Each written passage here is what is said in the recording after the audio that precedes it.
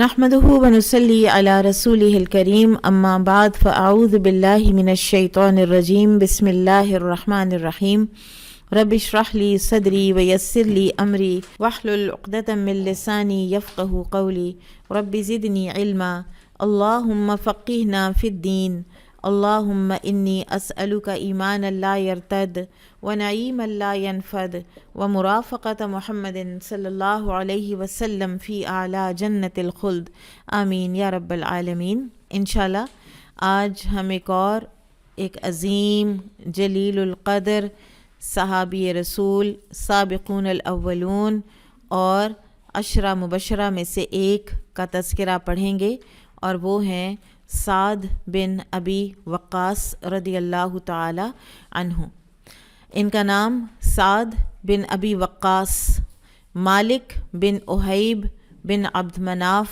بن زہرہ بن club بن مرہ بن کعب بن لوی۔ ان کے والد کا نام مالک تھا، لیکن کنیت ابو وقاص جو ہے وہی غالب آ گئی۔ رسول اللہ صلی اللہ علیہ وسلم کی والدہ آمنہ بنت وہب اور احیب دو بھائی تھے، اور وہب کی بیٹی ہیں آمنہ اور احیب کے بیٹے ہیں یہ مالک یا ابی وقاص، یعنی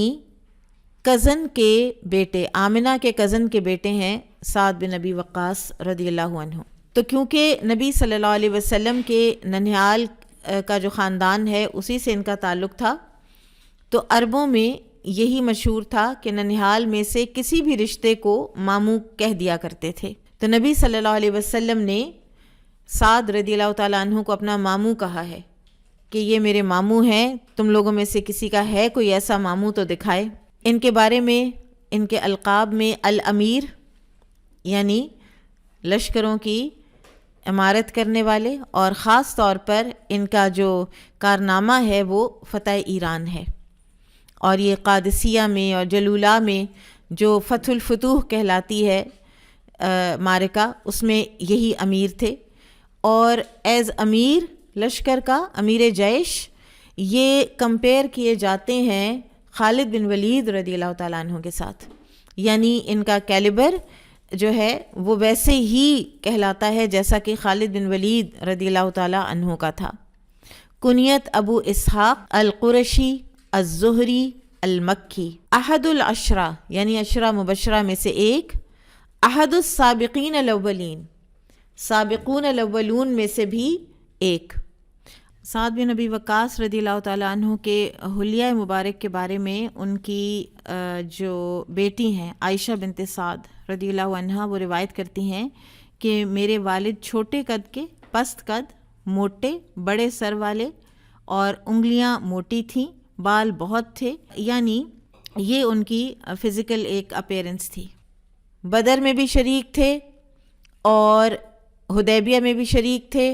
احد میں بھی شریک تھے، اور عمر رضی اللہ تعالیٰ عنہ نے جو 6 لوگ شورا کے بنائے تھے اپنے بعد خلافت کے لیے، اس کمیٹی میں بھی سعد بن ابی وقاص رضی اللہ تعالیٰ عنہ بھی تھے۔ ان سب چیزوں سے ان کے جو ایک معیار ہے اور صحابہ کرام کا ان کے اوپر جو ایک ٹرسٹ ہے اس کا بھی پتہ چلتا ہے۔ رسول اللہ صلی اللہ علیہ وسلم نے مکہ میں ان کی مواخات مصعب بن عمیر رضی اللہ تعالیٰ عنہ سے کروائی تھی، اور مدینہ میں ان کی مواخات سعد بن معاذ رضی اللہ تعالیٰ عنہ کے ساتھ ہوئی تھی۔ ان کا حبشہ کی ہجرت کا پتہ نہیں چلتا، معلوم نہیں ہوتا۔ بہرحال یہ اپنے بارے میں فرماتے ہیں، صحیح بخاری میں یہ روایت آئی ہے کہ میں عرب میں سے پہلا شخص ہوں جس نے اللہ کے راستے میں تیر چلایا۔ اسلام لانے میں یا تو یہ 7ویں نمبر پر ہیں، اور شروعات میں جو سیدہ خدیجہ رضی اللہ تعالیٰ عنہ اور زید بن حارثہ، علی رضی اللہ عنہ اور ابو بکر صدیق رضی اللہ تعالیٰ عنہ، ان کے بعد ہو سکتا ہے کہ یہی پہلے ہوں کہ جو ایمان لائے ہوں۔ بہرحال بالکل شروع کے دنوں میں، اور ان کے بارے میں یہ بھی روایات میں لکھا ہے کہ انہوں نے ایک خواب دیکھا تھا، اور خواب میں انہوں نے فل مون دیکھا، چاند دیکھا، اور اس چاند کے نیچے انہوں نے انہی اصحاب کو دیکھا، ابو بکر صدیق رضی اللہ عنہ، حضرت علی رضی اللہ عنہ اور زید بن حارثہ رضی اللہ عنہ کو۔ تو یہ خواب میں ہی ان کے پاس جا کر ان سے پوچھتے ہیں کہ یہ چاند آپ کو کہاں سے ملا؟ تو انہوں نے کہا کہ ہمیں یہ ابھی ہی ملا ہے، something to that effect. بہرحال مورخین نے یہ روایت لکھی ہے. اور پھر اس کے بعد اگلی صبح ان کو پتہ چلا اسلام کا، اور یہ اسلام لے آئے. اور یہ تقریباً جو 8 بالکل ابتدائی دور کے مسلمان ہیں، پلرز ہیں اسلام کے، جو بالکل ابتدا میں مسلمان ہوئے.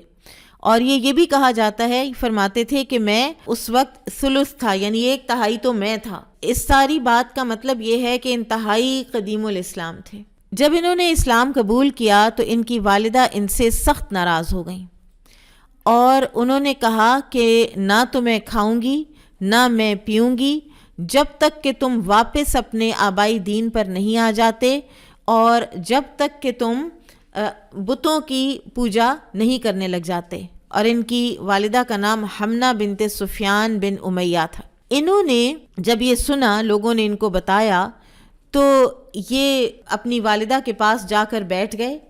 اور والدہ نے سمجھا کہ شاید اب یہ مجھ پہ ترس کھا لے، ایک طرح کا یہ ایموشنل بلیک میل تھا نا. تو انہوں نے اپنی والدہ کو کہا تھا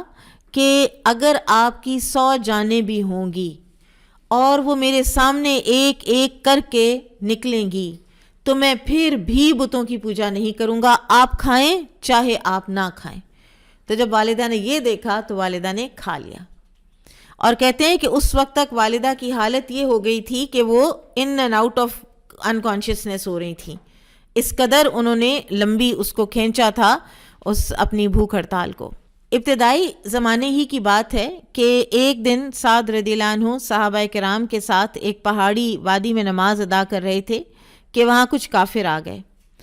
اور انہی کافروں میں وہ شخص تھا عبداللہ بن خطل. اگر آپ کو سیرہ کچھ یاد ہو تو آپ کو اگر نام یاد ہو، یہ شخص ایک دفعہ مسلمان ہو کر مدینہ آیا ہے اور پھر مرتد ہو کر یہاں پر کسی انصاری کو شہید کر کے اور پھر واپس گیا. تو نبی صلی اللہ علیہ وسلم نے اس کا فرمایا تھا کہ اگر یہ کعبہ کے پردوں میں بھی چھپا ہے نا، اور یہ چھپ گیا تھا کعبہ کے پردوں میں جا کے، تو اس کو قتل کر دینا. تو پھر اس کو قتل کر دیا گیا تھا. He was one of those کہ جس کو پھر پارڈن بھی نہیں ملی تھی، معافی بھی نہیں ملی تھی. تو یہ بھی ابتدا زمانے سے، اس زمانے سے یہ دشمن تھا، اور آ کر تو اسلام کا مذاق اڑانا شروع کر دیا. سعد رضی اللہ عنہ جو شیلے تھے، اسلام کے خلاف یہ ساری ہرزہ سرائی برداشت نہ کر سکے. وہاں اونٹ کی ایک ہڈی پڑی تھی، تو اسے اٹھایا اور ایک کافر کو دے ماری، جس سے اس کا خون نکل آیا. اور یہ پہلا خون تھا کہ جو اسلام کے لیے بہایا گیا. پیچھے ہم نے پڑھا تھا کہ پہلی دفعہ جو تلوار کھینچی تھی کسی نے، وہ کس نے کھینچی تھی؟ زبیر بن عوام. زبیر بن عوام رضی اللہ تعالیٰ عنہ نے، کہ جب انہوں نے سنا تھا یا ان کو اندیشہ ہوا تھا کہ نبی صلی اللہ علیہ وسلم کو کسی نے کوئی نقصان پہنچایا ہے، اور وہ لڑکے سے تھے، اور ان کی بھی عمر اس وقت اسلام لانے کے وقت تقریباً 17 سال بتائی جاتی ہے. تو انہوں نے سب سے پہلا خون بہایا اور سب سے پہلا تیر بھی چلایا. اور ہجرت کے پہلے سال شوال کے مہینے میں رسول اللہ صلی اللہ علیہ وسلم نے سیدنا عبیدہ بن حارث بن عبد المطلب رضی اللہ عنہ، یا آپ صلی اللہ علیہ وسلم کے چچا حارث کے بیٹے تھے،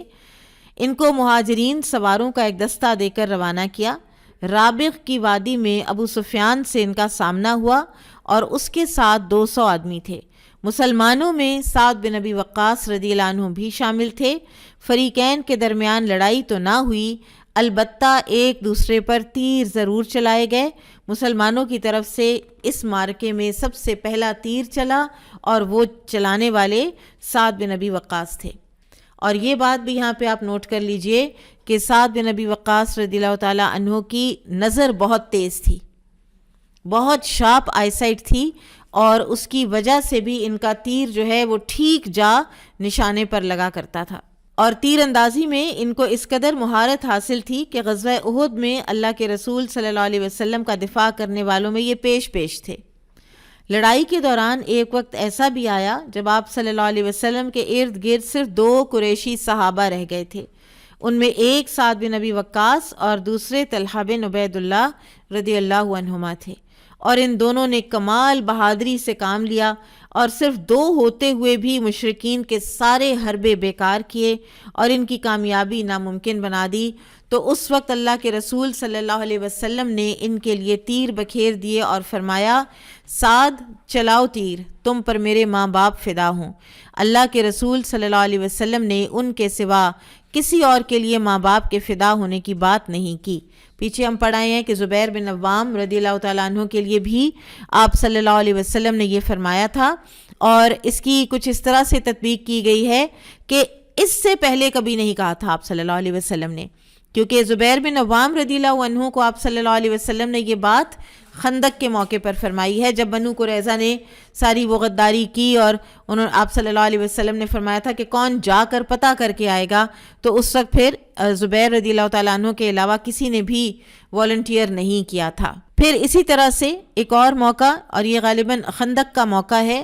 کہ جب نبی صلی اللہ علیہ وسلم نے فرمایا تھا کہ کاش آج رات میرے صحابہ میں سے کوئی صالح آدمی میرے یہاں پہرا دے دیتا، اور وہ اتنا ٹینس وہ وقت تھا، اور یہ خود ہی آ گئے، ان کو خود ہی خیال آیا کہ نبی صلی اللہ علیہ وسلم کچھ دیر آرام کر لیں، کچھ دیر تو سو لیں۔ تو سیدہ عائشہ رضی اللہ تعالیٰ عنہ فرماتی ہیں کہ ابھی ہم اسی حالت میں تھے کہ ہمیں ہتھیار کی جھنکار سنائی دی، تو آپ صلی اللہ علیہ وسلم نے پوچھا کہ کون ہے، تو جواب آیا سعد بن ابی وقاص۔ تو آپ نے فرمایا کیسے آئے ہو؟ تو انہوں نے جواب دیا کہ میرے دل میں آپ کے بارے میں خطرے کا اندیشہ ہوا تو میں پہرا دینے کے لیے آ گیا ہوں۔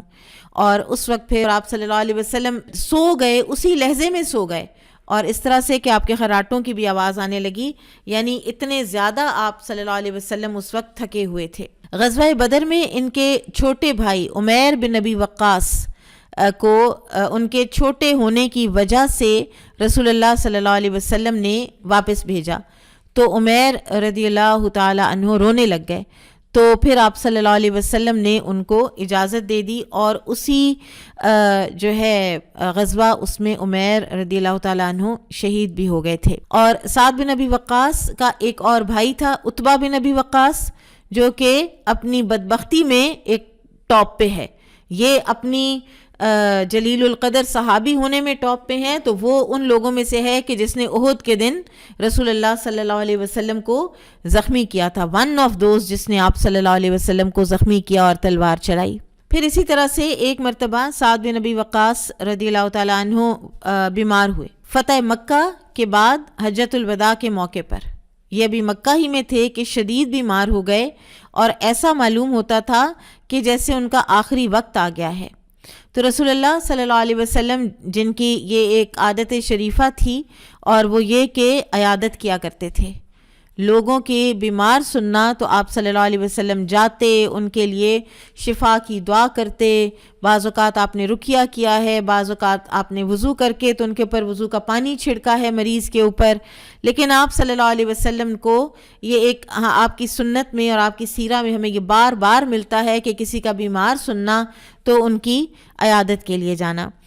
تو آپ صلی اللہ علیہ وسلم نے اپنا مبارک ہاتھ سعد رضی اللہ عنہ کی پیشانی پر رکھا اور ان کے چہرے اور سینے پر ہاتھ پھیرا، جس کے بارے میں سعد لیٹر آن کہا کرتے تھے کہ مجھے وہ ٹھنڈک ابھی تک مجھے محسوس ہوتی ہے، مجھے ابھی تک یاد ہے نبی صلی اللہ علیہ وسلم کے جو ہاتھ سے مجھے محسوس ہوئی۔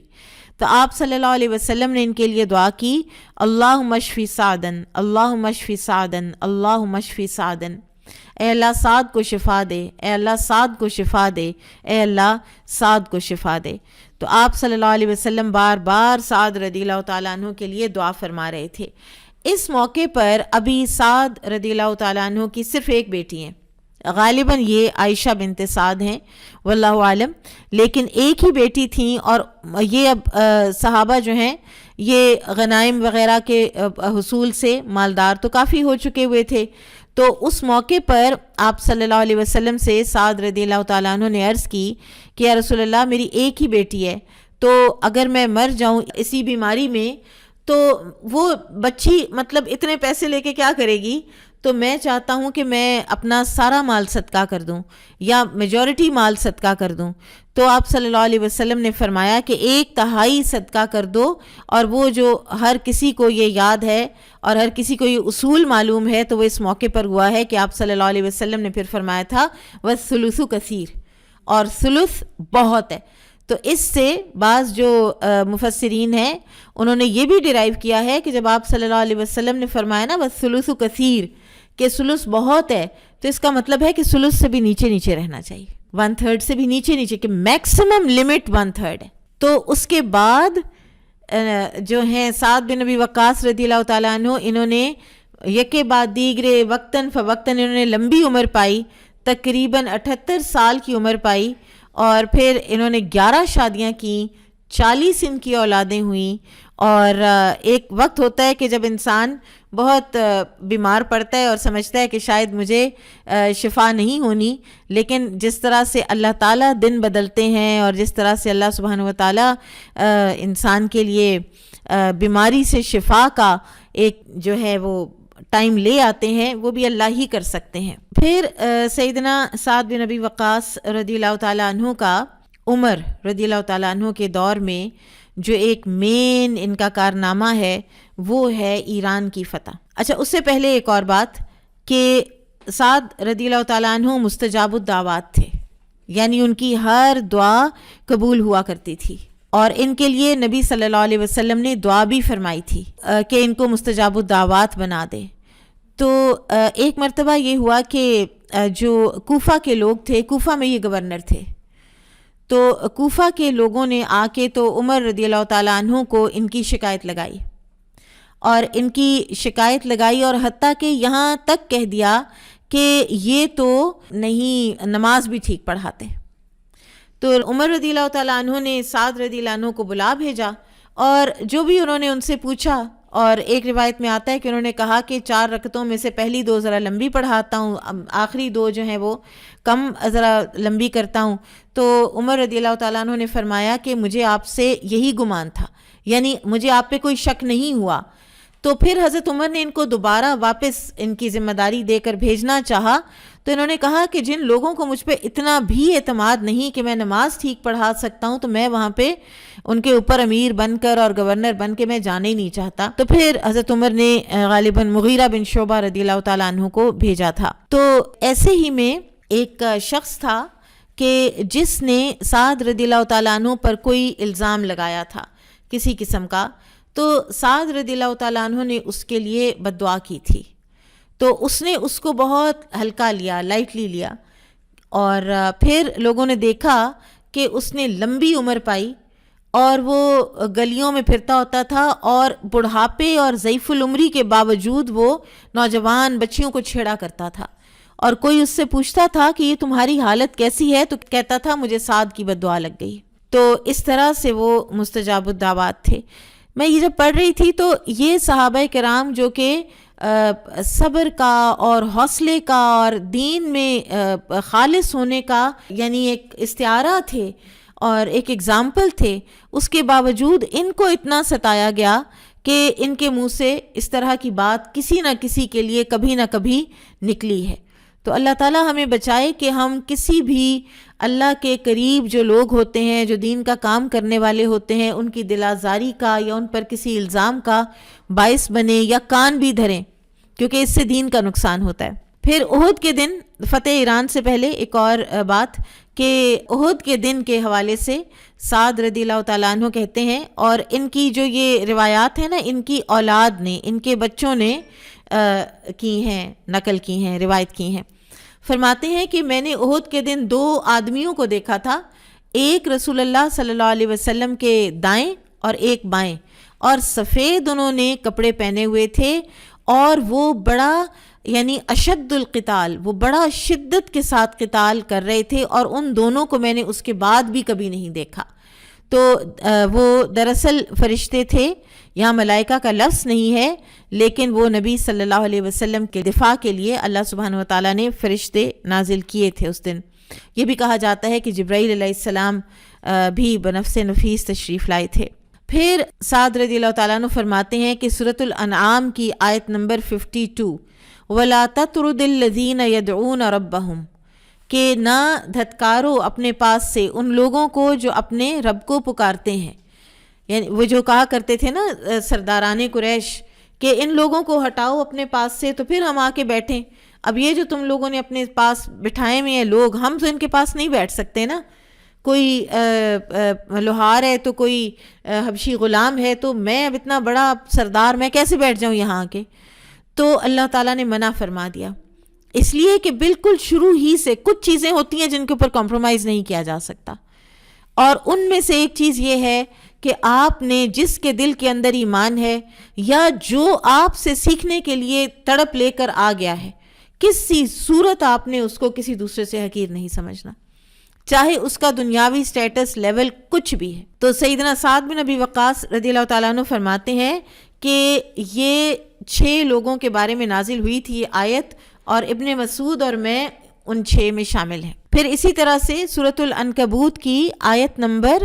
8 ہی ہے غالباً، جس میں آتا ہے کہ وَإِن جَاهَدَاكَ عَلَىٰ أَن تُشْرِكَ بِي مَا لَيْسَ لَكَ بِهِ عِلْمٌ فَلَا تُطِعْهُمَا، کہ اگر وہ تم سے جھگڑا کریں تمہارے والدین کہ تم ان کے اللہ کے ساتھ کسی کو شریک ٹھہراؤ تو پھر تم نے ان کی اطاعت نہیں کرنی. تو یہ وہ کہتے ہیں کہ یہ بھی میرے ہی بارے میں نازل ہوئی تھی جب میری والدہ نے بھوک ہڑتال کی اور میں اپنی والدہ کے ساتھ بہت نیکی کرنے والا تھا. تو اس وقت پھر یہ آیات نازل ہوئیں اور ایسے میں پھر ان کی شرح صدر ہوئی کہ مجھے کیا کرنا چاہیے. پھر اسی طرح احد کے دن کے لیے سعد بن ابی وقاص رضی اللہ تعالیٰ عنہ ایک اور واقعہ روایت کرتے ہیں. وہ فرماتے ہیں کہ جس دن دشمن ہمارے سامنے آیا تو میں نے اللہ تعالیٰ سے اور عبداللہ بن جہش نے، ہم نے اللہ تعالیٰ سے الگ ہو کے دعا کی. تو سعد رضی اللہ عنہ نے دعا کی کہ اے میرے رب، جب ہم دشمن سے ملیں تو کوئی بڑا ہی جری کافر میرے سامنے لانا، میں اس سے لڑوں اور وہ مجھ سے لڑے، میں اس سے لڑوں اور وہ مجھ سے لڑے، اور پھر میں اس کو قتل کر دوں، اور پھر تو مجھے اس پر کامیابی دے اور پھر مجھے اس کا مال غنیمت بھی دے. تو اس پر عبداللہ بن جہش نے آمین کہا. پھر عبداللہ بن جہش نے دعا کی کہ اے اللہ، کل کوئی بڑا ہی جری آدمی میرے سامنے لانا، میں اس سے لڑوں، وہ مجھ سے لڑے، پھر وہ مجھے قتل کر دے، وہ مجھے شہید کر دے، اور پھر وہ میرے ناک اور میرے کان کو مسلح کر دے، کاٹ ڈالے. اور جب میں اس طرح تجھ سے ملوں، کل جب میں تجھ سے ملوں تو مجھے کہے یا عبداللہ، اے عبداللہ، کس چیز میں تمہارے ناک اور کان کو کاٹا گیا؟ تو میں کہوں کہ تیرے اور تیرے رسول کے راستے میں یا اللہ. تو پھر اللہ کہے صدقتا، تم سچ کہہ رہے ہو، واقعی تمہاری یہی نیت تھی. تو سعد رضی اللہ تعالیٰ عنہ فرماتے ہیں کہ عبداللہ کی دعا میری دعا سے بہتر تھی، اور میں نے دن کے آخر میں دیکھا کہ ان کے جو ناک اور کان ہے وہ ایک شریڈ کے ساتھ، ایک دھاگے کے ساتھ، جیسے ایک تند ہوتی ہے کوئی گوشت کی یا اس طرح، تو اس کے ساتھ ان کے لٹک رہے تھے، کیونکہ کفار نے صحابہ شہداء کا مسلح تو کیا تھا. پھر ہم فتح ایران کی طرف آتے ہیں کہ جب عمر رضی اللہ تعالیٰ عنہ کے دور میں عراق جو ہے، عراق ایران وغیرہ جو ہیں، یہ تب ایک ہی سرزمین ہوا کرتے تھے. تو وہاں کا جو بادشاہ ہے کسریٰ اس وقت کا، یزدجرد، تو وہ اپنی فوجوں کو اکٹھا کر کے مسلمانوں کو چیلنج کرنے لگا. تو اب ایران اپنے دور کی سب سے بڑی طاقت بھی تھی، اور ان کے بادشاہوں کا لقب کسریٰ تھا، اور کسریٰ کا نام سنتے ہی لوگ لرز جاتے تھے. آج بھی اگر آپ عراق، ایران کہیں وہاں جائیں اور آج بھی اس کا جو محل ہے اس کے کھنڈرات دیکھیں اور وہ طاق کسریٰ دیکھیں کہ جو آج بھی دنیا کا واحد اتنا ہیوج سٹرکچر ہے جو کسی بھی بیم کے بغیر کھڑا کیا گیا تھا. کیا وہ آرکیٹیکچر تھا، کیا وہ شان و شوکت تھی کہ ہم اس کو سوچ ہی نہیں سکتے. آج ہیرے اور موتی اور زمرد اور روبی سے جڑے ہوئے وہ سارے کوئی ان کے برتن اور ان کے زیورات اور تاج اور کیا کچھ آیا، تو اس سے ذرا اندازہ کریں کہ وہ کیا دولت تھی اور کیا وہ طاقت تھی کہ جو ایرانیوں کے پاس تھی. اور یہ ساسانی جو ہے نا، سیسنڈ امپائر، یہ تھے یہ لوگ. بہرحال عمر رضی اللہ تعالیٰ عنہ نے شورا کا اجلاس طلب کیا. تو جب مشورہ ہوا تو عمر رضی اللہ تعالیٰ عنہ سب سے پہلے خود تیار ہوئے کہ میں خود جاتا ہوں، میں لشکر کی قیادت خود کروں گا، اس سے فوجوں کو بھی حوصلہ ہوگا. تو عبد الرحمن بن عوف رضی اللہ تعالیٰ عنہ نے اس بات کی سخت مخالفت کی، اور یہ بھی آتا ہے کہ علی رضی اللہ تعالیٰ عنہ نے بھی مخالفت کی. اور پھر سعد بن ابی وقاص الزہری رضی اللہ تعالیٰ عنہ کا نام پیش کیا گیا. اور اس موقع پر خالد بن ولید رضی اللہ عنہ ادھر ہیں، سریا، یرموک اور جو ہے القدس، فلسطین. اللہ تعالیٰ نے ان کو اس سائٹ پر سعادت اور آنر بخشا، اور سعد بن ابی وقاص رضی اللہ تعالیٰ عنہ کو اس دوسری سائٹ پر. تو عمر رضی اللہ تعالیٰ عنہ نے ان کو بلوا بھیجا اور اپنے ہاتھوں سے جھنڈا ان کے حوالے کیا، ان کے لیے دعا فرمائی اور عراق کی طرف روانہ کیا. اور یہیں سے سیدنا سعد بن ابی وقاص رضی اللہ عنہ کی زندگی کا سنہرا دور شروع ہوتا ہے. وہ قادسیہ پہنچتے ہیں. دشمن کی فوج 1,20,000 ہے، اور سعد رضی اللہ عنہ یزدجرد اور رستم کی طرف اپنے سفیر کے ہاتھ پیغام بھیجتے ہیں. 3 صورتیں ہیں. نمبر 1، یا تو اسلام لے آؤ، ہم تم سے لڑائی کیے بغیر واپس چلے جاتے ہیں، کیونکہ اصل مقصد اللہ کے بندوں کی غلامی میں سے نکال کر رب کی غلامی میں لانا ہے. اور یہ وہ مشہور جملہ ہے کہ جو بولا بھی تھا کہ انسانوں کی غلامی سے نکال کر اور رب کی غلامی میں لانا ہمارا مقصد ہے. دوسری صورت یہ ہے کہ جزیہ دینے کا اقرار کر لو، اور تیسری یہ ہے کہ تلوار ہمارے اور تمہارے درمیان فیصلہ کرے گی.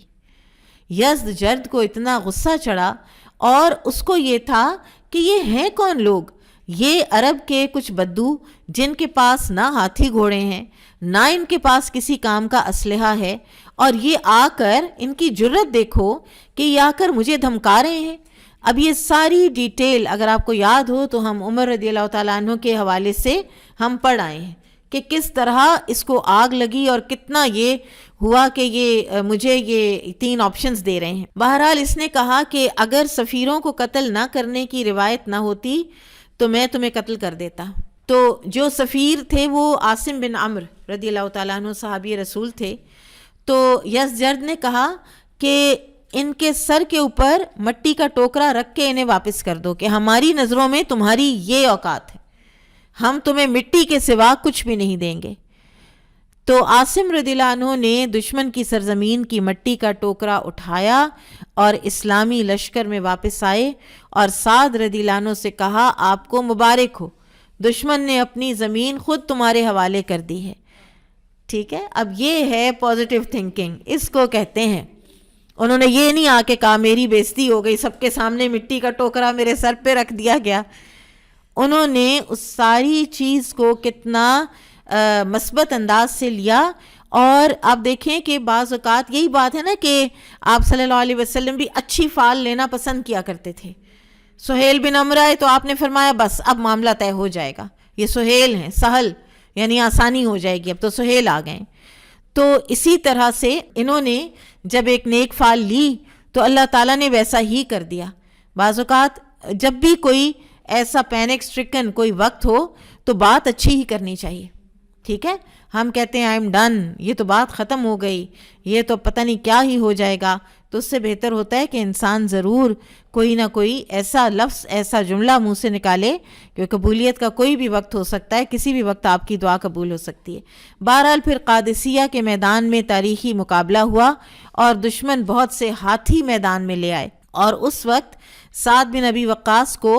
کوئی جوڑوں کے درد کی بیماری تھی جس کو عرق النساء کہا جاتا ہے.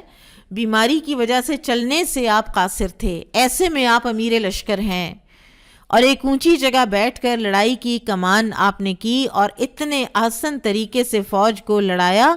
اور اس طرح مسلمان فوجیں اس دن لڑی کہ جس کی تاریخ میں مثال بہت کم ملتی ہے، اور اللہ سبحانہ و تعالیٰ نے مسلمانوں کی مدد فرمائی، اور فوج کا جو ان کا سالار اعلیٰ رستم، جس کی کہانیاں بہادری کی مشہور تھیں، وہ میدان جنگ سے بھاگ نکلا اور اسے پکڑ کر قتل کر دیا گیا،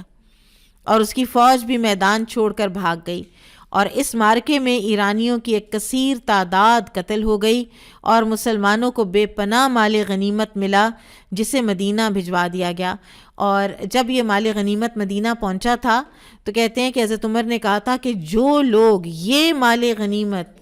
اتنی دیانت داری کے ساتھ مدینہ بھیج سکتے ہیں وہ واقعی اللہ کے خالص بندے ہیں۔ بہرحال پھر اللہ سبحانہ و تعالیٰ نے سعد بن ابی وقاص رضی اللہ تعالیٰ عنہ کو شفا عطا فرمائی،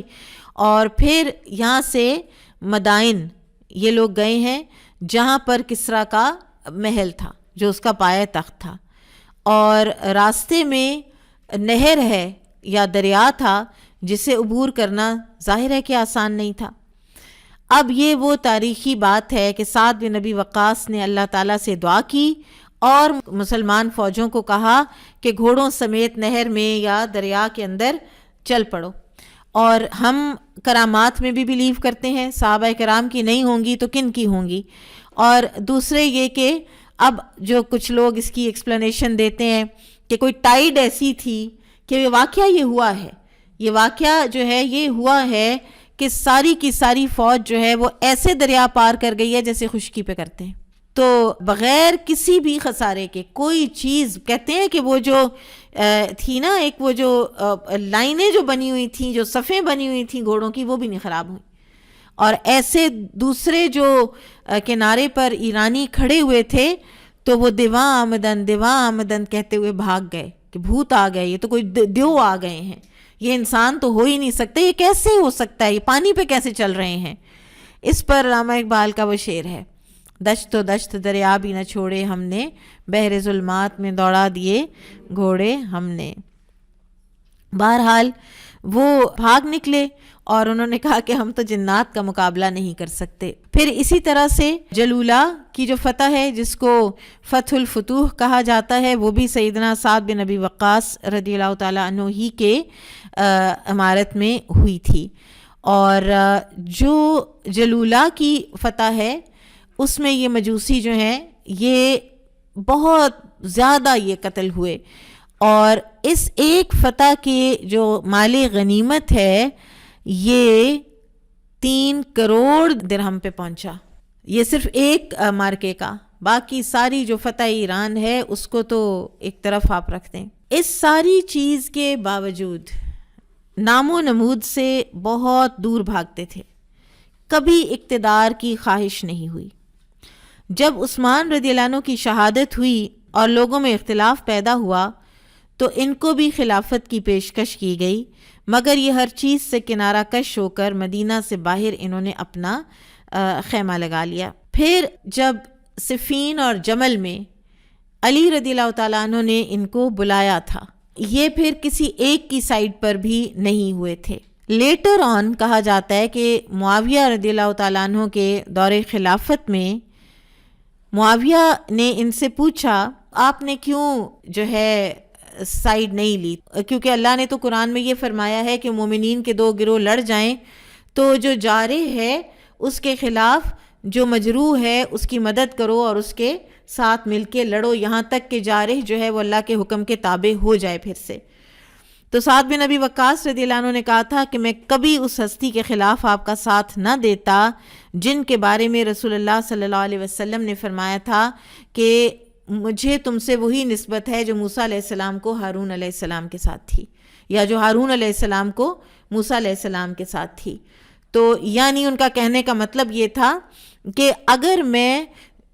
اس زمانے میں سائیڈ لیتا بھی کسی کی تو وہ علی ہوتے، وہ آپ نہ ہوتے۔ پھر اسی طرح سے ان کے ایک بیٹے ہیں،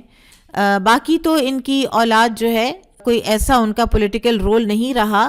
لیکن ایک ان کے بیٹے عمر بن سعد جو کہ لیٹر آن پھر ان کو قتل کیا گیا، وہ ایک بالکل جیسے ایک دنیا دار انسان ہوتا ہے نا، پالیٹکس کا شوقین اور حکومت کا شوقین، وہ ایک دفعہ جب سعد بن ابی وقاص رضی اللہ عنہ نے اپنے آپ کو بالکل کنارہ کش کر لیا تھا اور جنگل میں بکریاں ہی چراتے تھے اور اپنا ایک روٹین کی زندگی اپنے بیوی بچوں میں گزارتے تھے، تو ایک دن یہ بکریاں چرا رہے تھے تو عمر بن سعد کو انہوں نے دیکھا کہ وہ دور سے آ رہا ہے، تو انہوں نے دعا کی کہ اللہم انی اعوذ بک من شر ھذا الراکب، یا اللہ میں اس سوار کے شر سے تیری پناہ چاہتا ہوں۔ اور جب وہ آئے عمر بن سعد بن ابی وقاص رضی اللہ عنہ کے پاس اور کہا کہ ابا جان لوگ لے رہے ہیں، جگہ جگہ زمینیں لے رہے ہیں، جگہ جگہ کوئی گورنر بن رہا ہے، کوئی کسی کو کوئی صوبہ مل رہا ہے، کہیں کوئی حکمرانی لے رہا ہے، تو آپ بھی کچھ لیں، آ کے آپ یہاں پر بکریاں چرا رہے ہیں۔ تو انہوں نے اپنے بیٹے عمر کے سینے پہ ہاتھ مار کے پیچھے دھکا دیا اور فرمایا ان اللہ عز وجل یحب العبد التقی الغنی الخفی، اللہ عز وجل پسند کرتے ہیں اس بندے کو کہ جو اتقی ہے یعنی متقی ہے، الغنی ہے یعنی غنی ہے، زہد والا ہے، اور الخفی ہے چھپا ہوا ہے، یعنی جس کے اندر کہیں بھی شہرت کی، نام و نمود کی، مال و دولت کی کوئی حرص و ہوس کا نام و نشان تک بھی پایا نہیں جاتا۔ پھر اسی طرح سے جو احادیث ہیں، مثلاً جو 7 اجوا کھجوروں والی حدیث ہے کہ جو روزانہ صبح 7 اجوا کھجوریں کھائے گا تو اس کے اوپر کوئی جادو کے اثرات نہیں ہوں گے، تو اس کے راوی بھی سعد بن ابی وقاص رضی اللہ تعالیٰ عنہ ہیں۔ جب ان کا آخری وقت آیا تو انہوں نے ایک صندوق کی طرف اشارہ کیا اور اس کو کھلوایا۔ اس صندوق کو جب کھولا گیا تو اس میں ایک جبہ تھا، تو انہوں نے کہا کہ یہ وہ جبہ ہے جسے میں نے بدر کے دن پہنا تھا، میں نے اسے آج کے دن کے لیے سنبھالا ہوا تھا، مجھے اسی میں کفن دینا۔ اور وفات کے وقت آپ کی عمر مبارک 78 سال کی تھی، اور مدینہ طیبہ سے 10 میل کے فاصلے پر عقیق نامی گاؤں سے ان کے جنازے کو کندھوں پر مسجد نبوی میں لایا گیا، اور امہات المومنین نے بھی نماز جنازہ پڑھی۔ امہات المومنین نے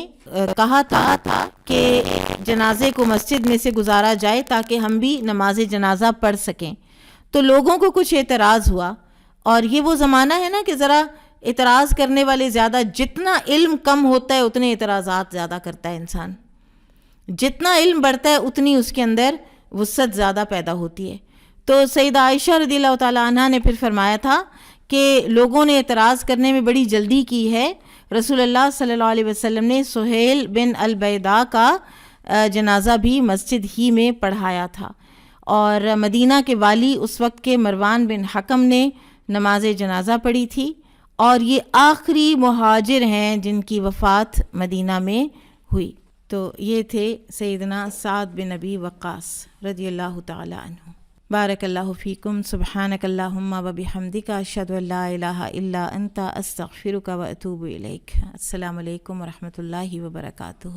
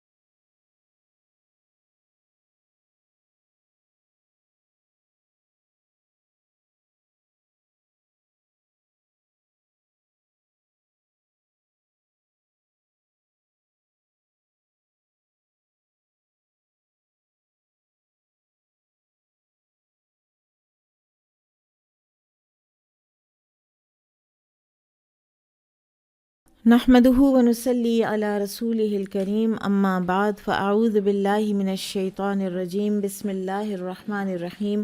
رب اشرح لي صدري ويسر لي امري واحلل عقدة من لساني يفقهوا قولي رب زدني علما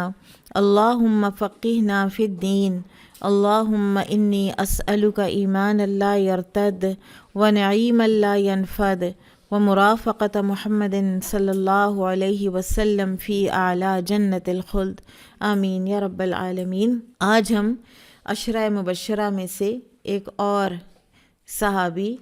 سیدنا عبد الرحمن بن عوف رضی اللہ عنہ کے بارے میں پڑھیں گے۔ جیسا کہ ہم نے پہلے بھی پڑھ رکھا ہے کہ یہ تمام عشرہ مبشرہ صحابہ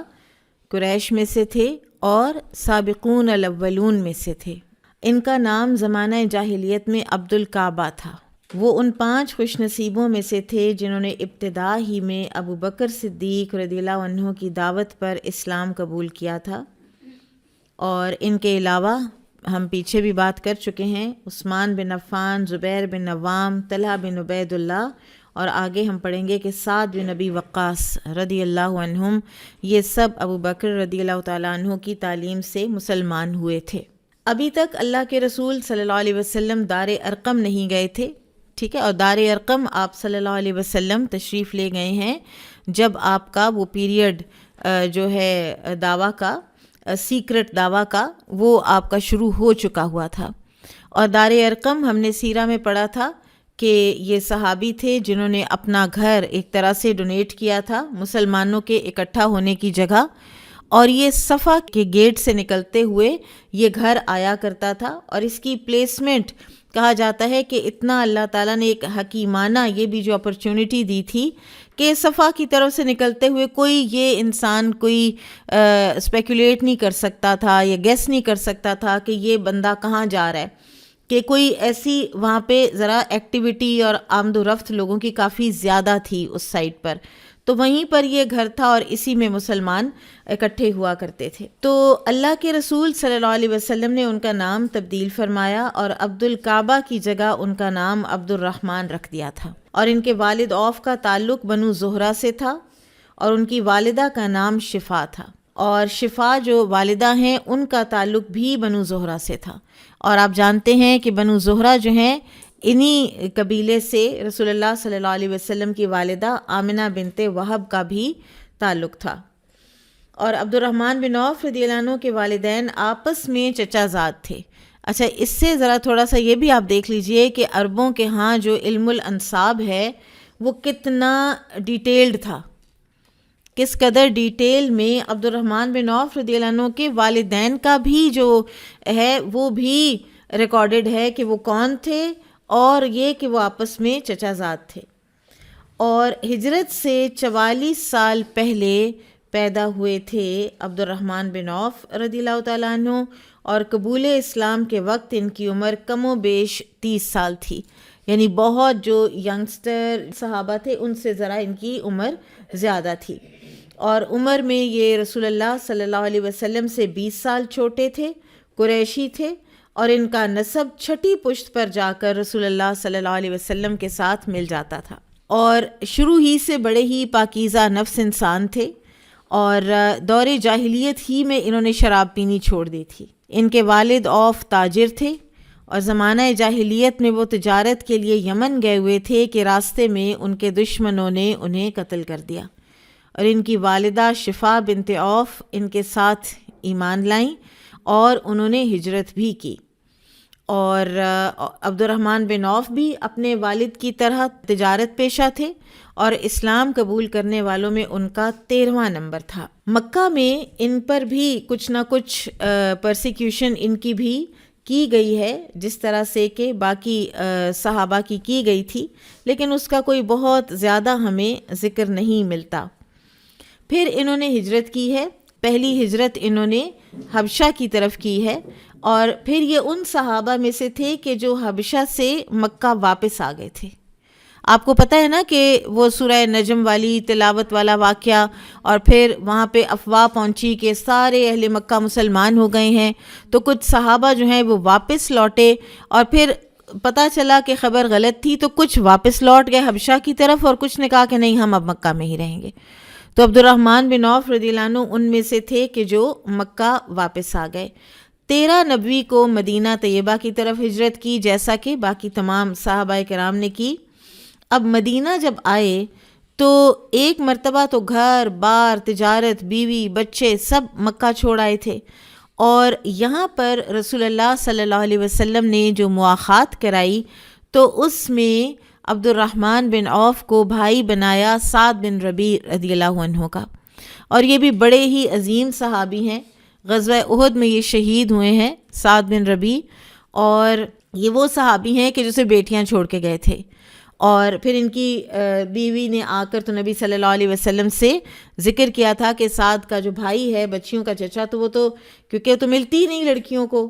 وراثت، تو وہ تو ساری جائیداد پہ قابض ہو رہا ہے. تو پھر یہ وراثت کی جو آیات ہیں نا یہ اتری تھیں. تو یہ سعد بن ربیع جو ہیں یہ مواخات میں شامل ہوئے عبد الرحمن بن عوف کے ساتھ،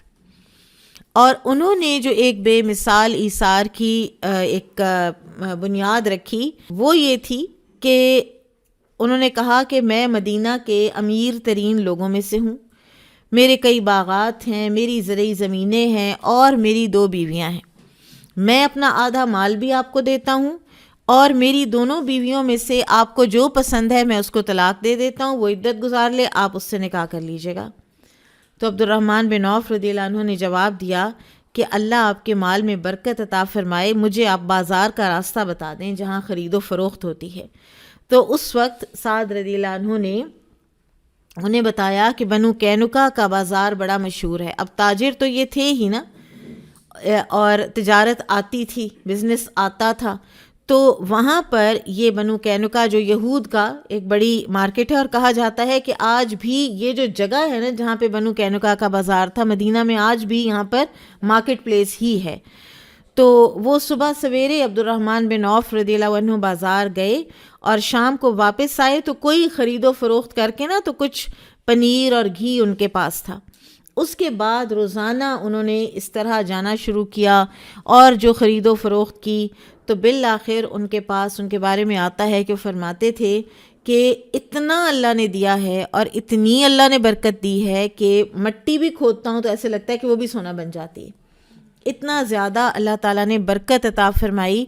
اور جن لوگوں نے بھی، آپ دیکھیں کہ قرآن میں بھی آتا ہے نا کہ جو ہجرت کر گئے لوگ، اگر لوگ ہجرت کر جاتے تو وہ پاتے اللہ کی زمین میں بڑی وسعتیں، مراغمن کثیرہ، اللہ کی زمین میں بڑی وسعتیں پاتے، لیکن پہلا سٹیپ لینا، پہلے قربانی دینا، اور دینا بھی دین کی خاطر. میں کچھ دن پہلے ہی کوئی ایک پوسٹ پڑھ رہی تھی کہ ایک وقت ہوتا ہے کہ جب ایک ادارے کے کوئی پائنیئرز ہوتے ہیں، وہ ادارہ دین کی خاطر بنتا ہے، اور وہ پائنیئرز جو ہوتے ہیں وہ دین کی خاطر قربانیاں دیتے ہیں. دین کی خاطر جب انہوں نے قربانیاں دیں اور پھر اللہ تعالیٰ نے ان کو عزت دی، تو دوسرے لوگ جو ہیں نا وہ اس چیز کو ایسے انٹرپریٹ کرتے ہیں کہ دین کی طرف آنے سے عزت ملتی ہے. پھر وہ اپنی نیت کو چیک کیے بغیر وہ بھی دین کی طرف آ جاتے ہیں، اور نیت میں کیا ہوتا ہے، یہاں عزت ملے گی. نیت دین کی سربلندی ہونی چاہیے. عزت جب اللہ چاہے گا دے دے گا. نبی صلی اللہ علیہ وسلم کو 13 سال مکہ میں جس عزت کے آپ صلی اللہ علیہ وسلم ہر طرف سے حقدار تھے آپ کو نہیں دی گئی. طائف میں کیا ہوا، اور پھر بالآخر آپ کو طائف سے واپسی پر تو ایسے تھا کہ جیسے آپ کی سٹیزن شپ کینسل کر دی گئی تھی، آپ تو مکہ میں انٹر بھی نہیں ہو پا رہے تھے. تو یہ اپنی نیتیں جو ہے وہ خالص رکھیں، پھر دین کی طرف آئیں، اللہ کی خاطر آئیں. یہ بہت ایک باریک سی لائن ہوتی ہے جو ہم انجانے میں بھی کراس کر جاتے ہیں. اسی لیے ہمارے جو اسلاف تھے وہ نیت کے جو اخلاص ہے اس کے اوپر کتنا زیادہ وہ ہوتے تھے فوکسڈ. روزانہ نیت کو خالص کریں. یہ کام کر رہی ہوں، یہ کیوں کر رہی ہوں، یہ لیکچر سن رہی ہوں، یہ کیوں سن رہی ہوں، کیا اس لیے کہلانے کے لیے کہ یہ بڑا اچھا درس دیتی ہیں، یا یہ کرنے کے لیے کہ میں ایک اچھے طریقے سے اللہ کا پیغام پہنچا سکوں. دونوں میں فرق ہے، دونوں نیتوں میں فرق ہے. تو یہ صحابہ کرام جو ہے نا، انہوں نے بالکل ہر چیز چھوڑی، اور ان کو بالکل نہیں پتہ تھا کہ ہم مدینہ جب جائیں گے اور مکہ میں ہر چیز اپنی ہنستا بستا اپنا ذریعہ معاش، گھر بیوی بچے چھوڑیں گے تو ہمیں بہت کچھ آگے ملے گا. انہیں نہیں پتہ تھا. وہ بالکل صرف اور صرف ایک وہ یقین اور اپنا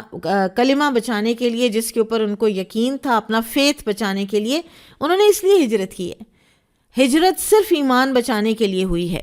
ہجرت کوئی حکمرانی کے لیے نہیں ہوئی کہ مدینہ جائیں گے اور سٹیٹ ملے گی. سٹیٹ تو ملی آپ صلی اللہ علیہ وسلم کو جب وہ ٹریٹی سائن ہوئی ہے نا، میثاق مدینہ. میثاق مدینہ کے جو کلازز تھے، اس کے نتیجے میں آپ صلی اللہ علیہ وسلم کو مدینہ کی سٹیٹ کا حکمران مان لیا گیا. نبی صلی اللہ علیہ وسلم مکہ سے مدینہ جو تشریف لائے ہیں وہ ایمان کے لیے آئے ہیں، دین کے لیے آئے ہیں. اور یہی حال صحابہ کرام کا تھا. اور آپ دیکھیں کہ ابتدا ہی میں رسول اللہ صلی اللہ علیہ وسلم، ظاہر ہے آپ تو ما ینطق عن الہوا، آپ تو اپنی خواہش نفس سے بات ہی نہیں کرتے نا. تو آپ صلی اللہ علیہ وسلم نے جو وہ پوری بات فرما دی ہے، انما الاعمال بالنیات، اعمال کا دار و مدار نیتوں پر ہے. جو کوئی ہجرت کرے گا، بات مثال ہجرت کی دی گئی کہ ہجرت کی نیت بہت فائن ڈفرینس کے ساتھ چینج ہو جائے گی. ہجرت اگر صرف اللہ اور اس کے رسول کی خاطر ہے، پھر جو مرضی آپ کو حالات واقعات پیش آئیں وہ آپ نے سہنے ہیں، تو آپ کی ہجرت اللہ اور رسول کے لیے کاؤنٹ کی جائے گی. جس کی ہجرت دنیا کے لیے ہے کہ دنیا ملے اس کو، جس کی ہجرت کسی خاتون سے شادی کی ہے اس کو وہی ملے گا، جتنا اس کے، وہ بھی اتنا ہی ملتا ہے جتنا اس کے نصیب میں ہوتا ہے. بہرحال اللہ سبحانہ و تعالیٰ نے ان کو بنو قینقاع کے بازار میں بہت برکت عطا فرمائی، اور ایک دن ان کے لباس پر ایک نا وہ یلوش وہ زعفرانی رنگ لگا ہوا تھا. اب ہمارے ہاں تو خوشبو زیادہ پھیلتی ہے نا، چاہے مرد حضرات بھی ہوں تو خوشبو زیادہ پھیلتی ہے. تو یہ کہا جاتا ہے کہ اس زمانے میں خوشبو لگانا بہت ایک ایلیٹ اور بہت امیر ہونے کی اور بڑی خوشی کی ایک یہ علامت تھی. تو وہ باقاعدہ اس کا جو رنگ ہے نا وہ دکھایا جاتا تھا کہ میں نے خوشبو لگائی ہے، یعنی میرے ہاں اتنا بڑا کام ہوا ہے کوئی کہ میں نے خوشبو لگائی ہے. تو آپ صلی اللہ علیہ وسلم نے جب وہ آثار دیکھے تو آپ نے پوچھا، عبد الرحمن کیا ماجرا ہے؟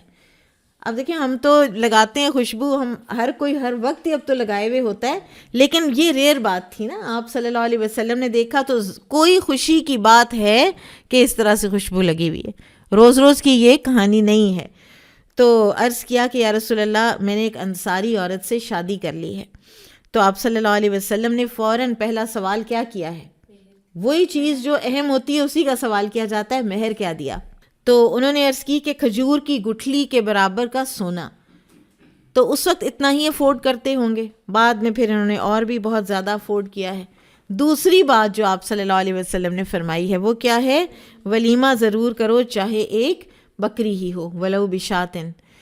چاہے ایک بکری ہی کیوں نہ ہو. اور مہر اور ولیمہ یہ دو چیزیں ہیں کہ جو نکاح میں، شادی میں، گھر بسانے میں سب سے زیادہ اہمیت کی حامل ہیں. باقی سب ہمارے کچھ رسم و رواج ہیں، کچھ ہماری اپنی دل کی خواہشات ہوتی ہیں، ان میں سے کچھ ہم کر لیں اور اللہ کی حدوں میں رہتے ہوئے کریں تو بھی ٹھیک ہے. کچھ نہیں ہوگا تو شادی کی ویلیڈیٹی پہ کوئی اثر نہیں پڑے گا. پھر عبد الرحمن بن عوف رضی اللہ عنہ کی تجارت دن بدن بڑھتی چلی گئی، اور ایک مرتبہ اللہ کے رسول صلی اللہ علیہ وسلم کی خدمت میں 4000 درہم لے کر حاضر ہوئے، اور ان کے پاس اس روز 8000 درہم تھے. فرماتے ہیں میں نے 4000 درہم اپنے گھر والوں کے لیے چھوڑے ہیں، اور 4000 اللہ کے رسول صلی اللہ علیہ وسلم کی خدمت میں پیش کرنے کے لیے حاضر ہو گیا ہوں. اللہ کے رسول صلی اللہ علیہ وسلم نے دعا فرمائی کہ اللہ تمہارے اس مال میں بھی برکت دے جو تم نے گھر میں رکھا، اور اس میں بھی جو تم نے اللہ کی راہ میں دیا. رسول اللہ صلی اللہ علیہ وسلم نے ایک مرتبہ امہات المومنین سے یہ فرمایا تھا کہ جو تمہارے ساتھ میرے بعد، میری وفات کے بعد جو تمہارے ساتھ اچھا ہوگا، جو تمہارے ساتھ اچھا سلوک کرے گا، وہ الصادق البر ہوگا، اور اللہ تعالیٰ اس کو سلسبیل سے پانی پلائیں گے. سلسبیل کے چشمے سے وہ پانی پیے گا. نبی صلی اللہ علیہ وسلم کی وفات کے بعد امہات المومنین کو ایک مرتبہ ہر ام المومنین کو عبد الرحمن بن عوف رضی اللہ عنہ نے 400 دینار ایچ بھیجے، اور جب سیدہ عائشہ رضی اللہ عنہ کو وہ دینار پہنچے تو انہوں نے یہ بات فرمائی کہ رسول اللہ صلی اللہ علیہ وسلم نے فرمایا تھا کہ میرے بعد ان صحابہ میں سے جو تم لوگوں کے ساتھ اچھا ہوگا، یعنی میری ازواج مطہرات کے ساتھ، تو وہ الصادق اور البر ہوگا، اور اللہ تعالیٰ اس کو سلسبیل کے چشمے سے پانی پلائیں گے۔ اب یہ اللہ کے رسول صلی اللہ علیہ وسلم کی دعا کی برکت تھی کہ وہ صحابہ کرام میں سے امیر ترین شخص بن گئے۔ جیسے جیسے ان کی مال و دولت میں اضافہ ہوتا گیا ویسے ویسے وہ اللہ کی راہ میں زیادہ خرچ کرتے گئے۔ ان تمام صحابہ کرام کا ہم نے پڑھا نا، زبیر بن عوام کتنے امیر تھے، طلحہ بن عبید اللہ کتنے امیر تھے، عبد الرحمن بن عوف رضی اللہ عنہم، یہ سب امیر کبیر ہونے کے ساتھ ساتھ اپنی زندگیاں بہت سادگی سے گزارتے تھے، اور یہ ہے کہ یہ دیتے بہت زیادہ تھے۔ ہر ایک کا ہم یہی پڑھ رہے ہیں نا، دینے کے سٹائلز فرق ہیں۔ طلحہ بن عبید اللہ رضی اللہ عنہ کا کیا یاد ہے آپ کو، کیا پڑھا تھا؟ میں نے بغیر مانگے دیتے ہوئے کسی کو اتنا نہیں دیکھا۔ زبیر بن عوام کے بارے میں کیا پڑھا ہم نے؟ لوگوں کی امانتیں اپنے ذمے قرض کر لیتے تھے کہ کہیں ایسا نہ ہو کہ لوگوں کا مال ضائع ہو جائے مجھ سے، اور وہ بیچارے جو ہیں وہ پریشان ہوں۔ اور عبد الرحمن بن عوف رضی اللہ عنہ رائٹ اینڈ لیفٹ پورا قافلہ جو ہے نا یہ کر دیا کرتے تھے خیرات۔ پھر عبد الرحمن بن عوف رضی اللہ عنہ بڑے جری اور بہادر تھے۔ غزوہ بدر سمیت تمام غزوات میں اللہ کے رسول صلی اللہ علیہ وسلم کے ساتھ شریک ہوئے، اور اگر آپ کو سیرہ میں یاد ہو تو یہ کہتے ہیں کہ میں کھڑا تھا، میں نے اپنے دائیں دیکھا ایک انصاری ینگسٹر کھڑا تھا، میں نے بائیں دیکھا ایک اور انصاری ینگسٹر تھا، تو میں نے دل میں سوچا کاش میں ذرا سے کسی کڑیل ذرا جنگجوؤں کے درمیان کھڑا ہوا ہوتا تو اتنی دیر میں ایک نے مجھے یہاں سے ایسے پوک کر کے کہا چچا ابو جہل کون سا ہے؟ میں نے کہا تم کیا کرو گے؟ تو اس نے کہا کہ میں نے سنا ہے کہ وہ رسول اللہ صلی اللہ علیہ وسلم کو برا بھلا کہتا ہے تو میں اس کو ماروں گا۔ تو میں نے اسے بتا دیا وہ ہے تمہارا شکار، اور اتنی ہی دیر میں وہ ساتھ والے دوسرے نے مجھ سے پوچھ لیا، اس کو بھی میں نے بتا دیا۔ اور اللہ کا کرنا اب دیکھیے کہ انہی بچوں کے ہاتھوں پہلی جو ضربیں اس کو لگی ہیں جو اینڈ میں فیٹل وہی ثابت ہوئی ہیں، انہی کے ہاتھوں لگی ہیں ان نوجوانوں کے۔ پھر بدر ہی میں ایک اور واقعہ ہوا ہے عبد الرحمن بن عوف رضی اللہ عنہ کا اور امیہ بن خلف کا، آپ کو یاد ہوگا، ہم بریفلی اس میں سے گزریں گے۔ امیہ بن خلف ان کا دوست تھا مکہ میں، اور وہ اپنا بیٹا لے کر، اور بھاری بھرکم وہ آدمی تھا، اور وہ آنا بھی نہیں چاہتا تھا، اور وہ ڈرا ہوا تھا کہ رسول اللہ صلی اللہ علیہ وسلم نے میرے خلاف بد دعا کی ہوئی ہے اور میں تو مارا جاؤں گا۔ تو ابو جہل جس طرح اس وقت اس کو ایک وہ آئی ہوئی تھی، ایک جوش آیا ہوا تھا کہ ہر کسی کو وہ لے کے نکلا، اور ہولی سولی وہ رسپانسبل ہے اس سارے مارکے کا۔ کفار اگر اپنی جو ساری ان کے اوپر آئی ہے آفت، اگر اس کو ایک انسان پر بلیم کرنا چاہیں تو وہ ابو جہل بلیم ہوتا ہے۔ تو امیہ بن خلف اپنے بیٹے کو لے کر ایسے نکلنے کی کوشش کر رہا تھا، اور عبد الرحمن بن عوف کو دیکھا تو ان کو آواز دی، تو انہوں نے سوچا کہ میں نا اس کو ذرا لے جاتا ہوں، شاید یہ قیدی بن جائے یا یہ بچ جائے یا یہ فدیہ ہو جائے اس کا، یا ہو سکتا ہے مسلمان بھی ہو جائے کہ ہدایت بھی تو آ ہی سکتی ہے۔ بہرحال یہ اس کو لے کے جا رہے تھے تو بلال رضی اللہ عنہ نے دیکھ لیا، اور انہوں نے کچھ انصار کو بلایا اور انہوں نے کہا یہ امیہ بن خلف ہے، تو انہوں نے اس کے اوپر اٹیک کر دیا، اور عبد الرحمن بن عوف کہتے ہیں کہ میرے پھر کوئی بس چارہ نہ رہا کہ میں کچھ کر پاتا، اور ان کی آنکھوں کے سامنے پہلے اس کا بیٹا انہوں نے قتل کیا، پھر اس کو بھی کیا، اور کہتے ہیں کہ وہ میں ایک زرہ اٹھا کے لے کے جا رہا تھا، سلب کا مال تھا، یعنی ایک بندہ کو میں نے مارا تھا تو میری زرہ بھی گئی، اور وہ جو یہ سارے انصار ہیں یہ اس کے اوپر پل پڑے، اور امیہ کو بھی میں نہ بچا سکا۔ پھر اسی طرح سے احد کے میدان میں عبد الرحمن بن عوف رضی اللہ عنہ نے اپنی بہادری کے جوہر دکھائے، اور وہ ان صحابہ میں سے تھے جو اللہ کے رسول صلی اللہ علیہ وسلم کے ساتھ ثابت قدم رہے، اور لڑتے لڑتے منہ پر چوٹ کھائی، اور ان کا بھی سامنے کا دانت ٹوٹ گیا تھا۔ اور کون صحابی ہیں وہ ہم آگے پڑھیں گے، وہ بھی عشرہ مبشرہ میں سے ہیں، ابو عبیدہ بن جراح رضی اللہ عنہ۔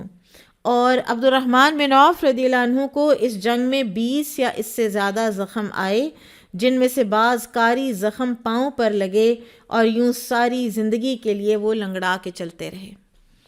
اس کے بعد کسی کا ہاتھ پیرالائز ہو گیا ہے، کسی کے دانت چلے گئے ہیں سامنے والے، کسی کا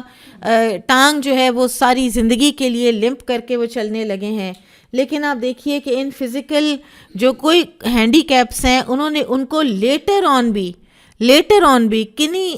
کارناموں سے اور مارکوں سے پیچھے نہیں چھوڑا. پھر ان کی زندگی کا ایک اور روشن پہلو اس وقت سامنے آتا ہے کہ جب شعبان سن 6 ہجری میں رسول اللہ صلی اللہ علیہ وسلم نے ان کی قیادت میں ایک لشکر اپنے سامنے بٹھا کر خود اپنے دستے مبارک سے ان کے سر پر پگڑی باندھی، پیچھے جیسے وہ لمبا سا کوئی شملہ ہوتا ہے نا وہ چھوڑا اور ہاتھ میں علم عنایت فرمایا. ان کو لڑائی میں سب سے اچھی صورت اختیار کرنے کی وصیت فرمائی اور ارشاد فرمایا کہ اگر وہ تمہاری اطاعت کر لیں تو تم ان کے بادشاہ کی بیٹی سے شادی کر لینا. اور دومت الجندل یہ پہنچے اور وہاں پہنچ کر 3 دن تک انہوں نے اسلام کی دعوت دی. تو قبیلہ بنو کلب کا بادشاہ اسبغ بن عمرو عیسائی تھا، اس نے عبد الرحمن بن عوف رضی اللہ عنہ کی دعوت قبول کی اور اسلام قبول کر لیا. اور اس کے اسلام قبول کرتے ساتھ ہی اس کی قوم کے بہت سے لوگ بھی مسلمان ہو گئے. پھر عبد الرحمن بن عوف رضی اللہ عنہ نے رسول اللہ صلی اللہ علیہ وسلم کے حکم کے مطابق اسبغ رضی اللہ عنہ کی بیٹی تمازر سے شادی کر لی اور انہیں اپنے ساتھ مدینہ لے آئے. اور مشہور راوی حدیث ابو سلمہ انہی خاتون کے بطن سے تھے. کسی قریشی کی بنو کلب کے قبیلہ میں یہ پہلی شادی تھی. پھر ایک اور واقعہ ہوا ہے، ایک مشہور نبی صلی اللہ علیہ وسلم کی حدیث ہے اور جس کے پیچھے جو سارا واقعہ ہے وہ ہمیں نہیں پتہ چلتا عموماً، کہ خالد بن ولید رضی اللہ عنہ جب مسلمان ہوئے تو رسول اللہ صلی اللہ علیہ وسلم نے بنو جزیمہ کی طرف ان کو بھیجا. اور یہ ساری بات آپ سیرہ میں پڑھ آئے ہیں کہ تھوڑی ان کو ججمنٹ میں، خالد رضی اللہ عنہ بالکل نئے مسلمان تھے، کچھ ان کو ججمنٹ میں جو بھی غلطی ہوئی، جو بھی انہیں سمجھ آئی کہ وہ لوگ ہتھیار ڈال رہے ہیں، انہوں نے سمجھا وہ لڑنے کے لیے تیار ہیں. بہرحال خالد رضی اللہ عنہ نے ان کو قتل کیا. نبی صلی اللہ علیہ وسلم نے خالد رضی اللہ عنہ کے اس فعل سے برات کا بھی اظہار کیا. اس وقت خالد بن ولید اور عبد الرحمن بن عوف رضی اللہ عنہ کی کچھ آپس میں تھوڑی سی ہو گئی چپکلش، اور اس میں خالد رضی اللہ عنہ نے کچھ سخت الفاظ بولے عبد الرحمن بن عوف رضی اللہ عنہ کو. تو اس وقت رسول اللہ صلی اللہ علیہ وسلم نے فرمایا تھا لا تسبوا اصحابی، میرے صحابہ کو گالی مت دیا کرو، کیونکہ تم لوگ جو اب ایمان لائے ہو تم ان کو کبھی نہیں پہنچ سکتے. تم لوگوں کا دیا ہوا احد پہاڑ جتنا خزانہ ان کے دیے ہوئے 1 رطل یا آدھے رطل کے برابر بھی نہیں ہو سکتا. اور یہ وہی بات ہے جو سورہ حدید میں آئی ہے، لا یستوی منکم من انفق من قبل الفتح وقاتل اولئک اعظم درجۃ من الذین انفقوا من بعد وقاتلوا وکلا وعد اللہ الحسنی. وعدہ سب کے ساتھ اچھا ہے اللہ سبحانہ و تعالیٰ کا، لیکن برابر نہیں ہو سکتے، لیولز ہیں صحابہ کرام کے. تو یہ بات جو آپ نے فرمائی یہ جنرلی سارے سابقون الاولون کے لیے ہیں، لیکن اس وقت کا جو کانٹیکسٹ ہے اس میں صحابی جو انوالوڈ تھے وہ عبد الرحمن بن عوف رضی اللہ عنہ تھے. عبد الرحمن رضی اللہ تعالیٰ عنہ نے کئی شادیاں کی. آپ کے ہاں 20 بیٹے اور 8 بیٹیاں پیدا ہوئیں. ان کے ایک بیٹے کا نام عثمان تھا جس کی والدہ کسریٰ کی بیٹی غزال تھی. کہاں کہاں پھر یہ پہنچے ہیں اور کیا نہیں دیا پھر اللہ نے ان کو. یہ شہزادیاں تھیں. کسریٰ ہم وہ گرینڈیور ہم اس کو امیجن ہی نہیں کر سکتے جو اس وقت تھا. یہ آج کل جو بھی بادشاہتیں جو ہم دیکھتے ہیں یہ اس کا کوئی عشر عشیر بھی اگر ہیں تو مجھے پتہ نہیں ہے، لیکن یعنی بہت ہی اس کا یہ کمتر حصہ ہے یہ کہ جو وہ بادشاہتیں تھیں بلا شرکت غیر، جو چاہتے تھے کرتے تھے. اب تو مونارکیز کے ہاتھ بندھے ہوئے ہیں. تو اس کی بیٹی غزال جو ہے وہ بھی عبد الرحمن بن عوف رضی اللہ عنہ کے نکاح میں آئی ہے. بڑے صائب الرائے تھے، درست رائے دیتے تھے، ڈسائسو تھے، معاملات کو سمجھ جاتے تھے، کنٹرول کر لیتے تھے، ڈائریکٹ کر لیتے تھے، آرگنائز کر لیتے تھے۔ وہ نہ صرف اللہ کے رسول صلی اللہ علیہ وسلم کے زمانہ مبارک میں نمایاں صحابہ میں سے تھے، بلکہ ابو بکر صدیق رضی اللہ عنہ اور عمر فاروق رضی اللہ عنہ کے دور میں بھی ان کے مشیر خاص تھے اور ان کی موجودگی میں فتویٰ بھی دیا کرتے تھے۔ تبوک کے موقع پر رسول اللہ صلی اللہ علیہ وسلم تشریف لے گئے تھے حاجت کے لیے۔ مغیرہ بن شعبہ رضی اللہ عنہ آپ صلی اللہ علیہ وسلم کے ساتھ تھے۔ فجر کی نماز میں دیر ہو رہی تھی اور ایسا معلوم ہوتا تھا کہ فجر کی نماز قضا ہو جائے گی، اور نبی صلی اللہ علیہ وسلم کو واپسی تشریف لاتے ہوئے دیر ہو رہی تھی۔ تو بلال رضی اللہ عنہ اس وقت عبد الرحمن بن عوف رضی اللہ عنہ کے پاس گئے ہیں۔ ابو بکر کے پاس کیوں نہیں گئے رضی اللہ عنہ؟ ہو سکتا ہے وہ ان کو ان قریب ملے نہ ہوں، نظر نہ آئے ہوں۔ 30,000 لوگ تھے اور فجر تو پڑھنی تھی، نماز تو پڑھنی ہے۔ تو عبد الرحمن بن عوف رضی اللہ عنہ کو انہوں نے کہا کہ نماز قضا ہو رہی ہے لوگوں کی، میں اذان دیتا ہوں، آپ نماز پڑھا دیں۔ انہوں نے کہا اچھا ٹھیک ہے۔ نماز پڑھا رہے تھے، ایک رکعت پڑھی کہ آپ صلی اللہ علیہ وسلم تشریف لے آئے، اور آپ ایسے ہی سمجھیں کہ نیم اندھیرا سا ہوتا ہے اس وقت اور لوگ نماز میں ہیں، لوگوں کو نہیں پتا کہ آپ صلی اللہ علیہ وسلم تشریف لے آئے ہیں، اور آپ نے آخری جو صف ہے کہتے ہیں کہ اس میں آپ صلی اللہ علیہ وسلم نے نماز پڑھی۔ جب لوگوں نے سلام پھیر دیا دوسری رکعت میں تو آپ صلی اللہ علیہ وسلم اٹھ کے کھڑے ہو گئے اپنی پہلی رکعت کے لیے جو آپ کی ایک چھٹی تھی۔ تو لوگوں نے سخت اس وقت ایک پینک محسوس کیا کہ یہ کیا ہو گیا ہم سے۔ تو آپ صلی اللہ علیہ وسلم نے جب سلام پھیرا تو انڈورس کیا کہ آپ نے بالکل ٹھیک کیا۔ یہ واحد صحابی ہیں کہ جن کے پیچھے نبی صلی اللہ علیہ وسلم نے پوری نماز کی ایک رکعت پڑھی ہے،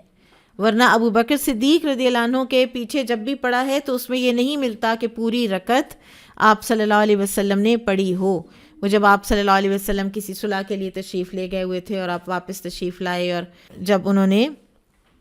نماز شروع کروائی ہوئی تھی ابو بکر رضی اللہ عنہ نے، تو آپ صلی اللہ علیہ وسلم نے اشارہ کیا تھا کہ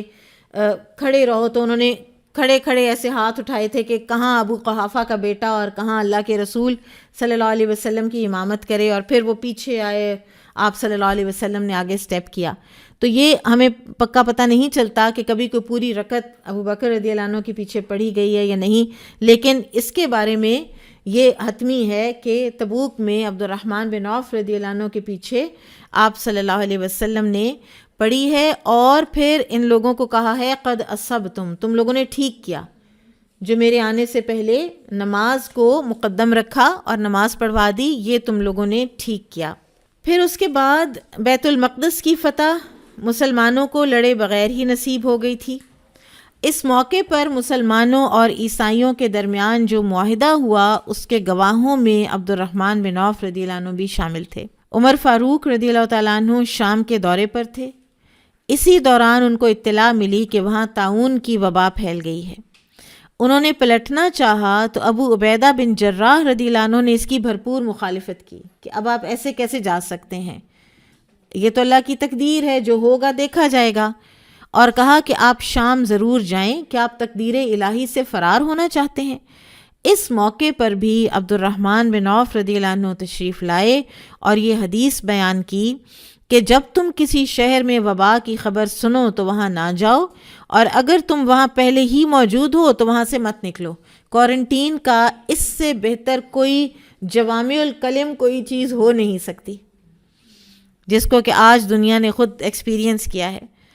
اسی طرح سالم بن عبداللہ بن عمر رحمہ اللہ فرماتے ہیں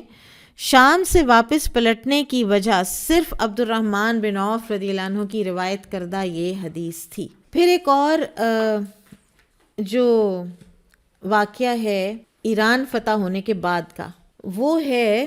مجوسیوں سے جزیہ لینے کا معاملہ۔ اب ایک جو انڈرسٹینڈنگ تھی وہ یہ تھی کہ نبی صلی اللہ علیہ وسلم اہل کتاب سے جزیہ لیتے تھے، اہل کتاب ذمیوں سے جزیہ لیتے تھے، اور جو کافر ہے نان اہل کتاب اس کے لیے جزیہ کی شرط نہیں تھی،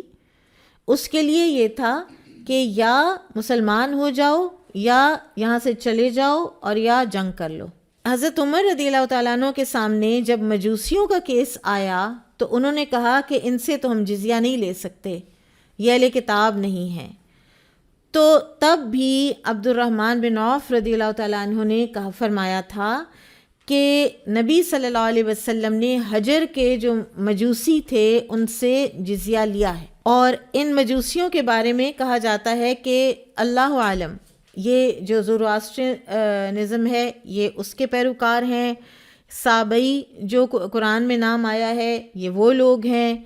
بہرحال ان کا کلیم ہے کہ ان کے پاس شیس علیہ السلام کے کوئی صحائف موجود ہیں، اور یہ کہ ان کے پاس یحییٰ علیہ السلام کے بھی کچھ صحائف موجود ہیں۔ یہ لوگ وضو بھی کرتے تھے، یہ لوگ غسل جنابت بھی کرتے تھے، اور آج بھی بہت سے جو علماء ہیں وہ ان کو اہل کتاب کہتے تھے۔ تو اس بات پر جو ہے عمر رضی اللہ تعالیٰ عنہ نے پھر اپنا فیصلہ تبدیل کیا، اور یہ جو مجوسی تھے ان سے لینا شروع کیا جزیہ، لیکن ان کو جزیہ کے لیول تک ہی اہل کتاب قرار دیا گیا، شادی کے لیے نہیں، اور نہ ہی ان کا ذبیحہ کھانے کی اجازت دی گئی۔ ٹھیک ہے، تو شادی اور ذبیحہ میں یہ نان اہل الکتاب ہی رہے۔ پھر عبد الرحمن بن عوف رضی اللہ عنہ، جیسا کہ ہم نے ابھی بات کی کہ امہات المومنین کا بے حد احترام کرتے تھے، امہات المومنین کو بیت المال سے بھی بڑا معقول ایک خرچ ملتا تھا، اس کے باوجود بہت سے صحابہ کرام ان کے ایک ادنا اشارے پر ہر قسم کی مالی قربانی دینے کے لیے ہر آن ہر گھڑی تیار رہتے تھے، مگر سب سے مختلف معاملہ ان میں سے عبد الرحمن بن عوف رضی اللہ عنہ کا تھا۔ ان کے ایک باغ کی قیمت 4 لاکھ درہم تھی، انہوں نے اس کی پیداوار امہات المومنین پر خرچ کرنے کی وصیت فرمائی۔ اسی طرح بدری صحابہ کے لیے وصیت کی تھی کہ ان میں سے جو زندہ ہیں ان سب کو میری وفات کے بعد میراث سے 400 دینار دیے جائیں، یعنی وظائف لگا دیے ان لوگوں کے لیے جن کی دین کی خدمت جو ہے ایک اوتھینٹک لیول کی پتہ ہوتی تھی۔ جب ان کی وفات کے وقت بدری صحابہ کو گنا گیا تو ان کی تعداد 100 تھی، تو اس طرح 40,000 دینار کی رقم صرف بدری صحابہ کو دی گئی۔ پھر عمر فاروق رضی اللہ تعالیٰ عنہ کو مغیرہ بن شعبہ رضی اللہ عنہ کے مجوسی غلام ابو لؤلؤ فیروز نے فجر کی نماز پڑھاتے ہوئے خنجر گھونپا تو انہوں نے عبد الرحمن بن عوف ہی کا ہاتھ پکڑا رضی اللہ عنہ اور انہیں اپنی جگہ کھڑا کر دیا، اور لوگ عمر فاروق رضی اللہ عنہ کی آواز نہیں سن رہے تھے، وہ سبحان اللہ کہہ رہے تھے، یعنی لوگوں کو آواز نہیں آ رہی تھی، اینڈ دے ڈنٹ نو کہ کیا ہو گیا ہے، اندھیرا تھا غالباً۔ تو عبد الرحمن بن عوف نے نماز ختم کرائی ہے، مختصر پڑھائی لیکن ختم کروائی، اور پھر حضرت عمر رضی اللہ تعالیٰ عنہ نے اپنے بعد جن شخصیات کے بارے میں فرمایا کہ ان کو میرے بعد خلیفہ چن لینا، تو ان میں بھی عبد الرحمن بن عوف بھی شامل تھے۔ اب جب شورا کا اجلاس شروع ہوا تو عبد الرحمن بن عوف آٹومیٹیکلی اس کمیٹی کے ہیڈ بن گئے، اور ہر کسی نے انہی کی طرف دیکھنا شروع کر دیا کہ آپ بتائیں اب ہم کیا کریں۔ اب یہ 6 لوگ تھے،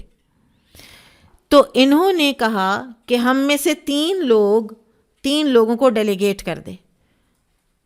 جو سمجھتا ہے نا کہ میں نہ ہوا اور یہ ہو تو ایک ہی بات ہے، تو وہ اس کو ڈیلیگیٹ کر دے۔ تو طلحہ رضی اللہ تعالیٰ عنہ نے کہا کہ میں اپنا